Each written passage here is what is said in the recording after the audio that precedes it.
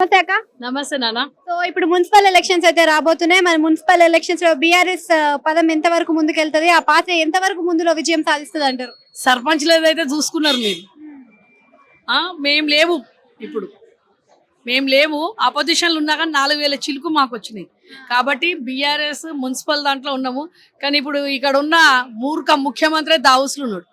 Municipal కాదు కదా, 4 కోట్ల ప్రజలను వదిలిపెట్టి దావుస్లో పోయి జాయినింగ్ అయ్యిందంట పొట్టోడు.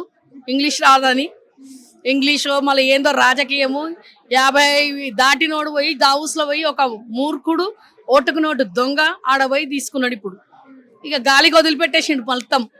మేడారం ఏమో సీతక్క వదిలిపెట్టిండు, దొంగలకు అందరికేమో అంటారు కదా మంత్రులకు అందరికేమో సింగరేణి వదిలిపెట్టిండు. సింగరేణి కుంభకోణము బయట పెట్టినందుకు ఈరోజు తెలంగాణలో 2020 మ్యాచ్ ఆడుతున్నట్టు పొట్టోడు ఆడ కూర్చొని చూస్తున్నాడు. అంటే నయని గనుల గురించి కూడా మనకి ఫోన్ ట్యాపింగ్ కేసులో ఉన్న పైసలు ఏడిగా అయినాయి. ఇప్పుడు వరకు ఎలక్షన్ కమిషన్ లో కూడా పైసలు లేకుండా అయినాయి, మరి కనిపిస్తలేవు. మరి ఫోన్ ట్యాపింగ్ చేసినందుకు ఎందుకు ఉపయోగం? అదంతా దొంగల పని అని చెప్పేసి అపోజిషన్ నుంచి ప్రతి ఒక్కరు కూడా మాట్లాడడం జరుగుతుంది కదా. మరి దాని మా పైసలు ఎక్కడ కనిపిస్తాడు? పొట్టాడు అంటే దావుస్ పోతాడు, ఢిల్లీకి పోతాడు. ఢిల్లీ దావుస్ లో పోయి పెట్టేస్తున్నాడు. రాహుల్ కి మోదీకి పోయి ఇస్తేనే సీట్ ఉంటది. మళ్ళీ ఇక మళ్ళీ దావోస్ లో పోయి ఏ స్వీట్ బ్యాంకులలో పెట్టుకుంటున్నాడో ఏమో. ఇక్కడ మొత్తం అంటారు కదా తెలంగాణ తల్లిని మార్చిందంటేనే అర్థం చేసుకో. ఉన్న సొమ్ములన్నీ వలుచుకున్నాడు తల్లి నుంచి. హైడ్రా తెచ్చి అందులో మూటలు జమ చేసుకున్నాడు. లగచర్య విద్యార్థి గాలికి వదిలిపెట్టిండు తెలంగాణను గాలికి వదిలిపెట్టి గుండుసున చేసి లంక బిందెలు ఉన్నాయని అనుకున్నాడు. మార్పు అనేది గిదగా మార్పు.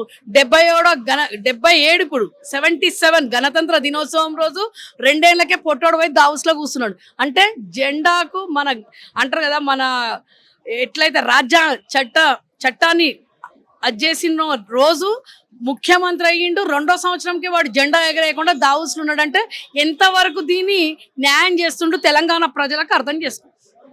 అంటే ఇప్పుడు పార్టీల ఫిరాయింపు కూడా జరుగుతుంది కదక్క. మరి అదే విధంగా చూసుకుంటే మున్సిపల్ ఎలక్షన్స్ అంతా మాదే అని బీఆర్ఎస్ కూర్చుంటే క్లీన్ స్వీప్ చేసేస్తా అని చెప్పేసి మనకు సీఎం రేవంత్ రెడ్డి మాట్లాడడం జరుగుతుంది. మరి నిజంగానే క్లీన్ స్వీప్ చేసే అవకాశం ఉందంటారా? మరి చేయగలే సత్తా ఉందంటారా?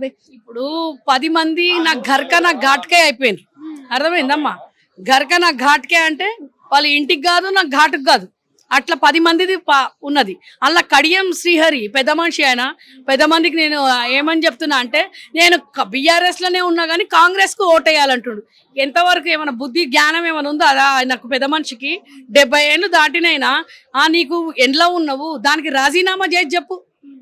దానికి ఆయననేమో స్పీకర్ ఏమో వీళ్ళు మా దాంట్లో లేరు అని వాళ్ళు చెప్తాడు. సుప్రీంకోర్టు మొట్టికాయలు వేసినా కానీ ఒక స్పీకర్ అనేటైనా న్యాయం చెప్పాలి. ఆ న్యాయం లేకుండా వీళ్ళు అనలేరు, బీఆర్ఎస్ లోనే ఉన్నారు అంటారు. వాళ్ళు ఏమో మేము బీఆర్ఎస్ లో ఉన్నా కానీ కాంగ్రెస్ కోటేయాలంటారు. సిగ్గు శరం ఏమైనా ఉన్నదా? న్యాయ వ్యవస్థ అనేది ఉన్నదా? ఈ పొట్టోడు వచ్చినప్పటి నుంచి తెలంగాణలో కాంగ్రెస్ వచ్చిన తర్వాత ఏమైనా న్యాయం ఉన్నదా? ఈ రోజు కడియం శ్రీహరి ఏమంటున్నాడు, నేను బీఆర్ఎస్ కంటవనే ఉన్నది, నేను బీఆర్ఎస్ లోనే ఉన్నా కానీ ప్రగతిలో పోవడానికి కాంగ్రెస్కి వేయాలంట. నువ్వెవరు చెప్పటని? ఎవరు అసలు మీరు? కాంగ్రెస్ కండు వేసుకో, రాజీనామా చేసి చెప్పు. ఎట్లా చెప్తాడమ్మా? అంటారు చూడు, ఒక సామెత ఉన్నది, మొగంది తిని ఇంకోరు పక్కింటోంది మాట మాట్లాడుతుందంట. అట్లా అయిపోయింది కడియం శ్రీహరి. మొగంది తింటుంది అది, పక్కోడు మంచోడు అన్నట్టు మాట్లాడుతున్నాడు కడియం శ్రీహరి.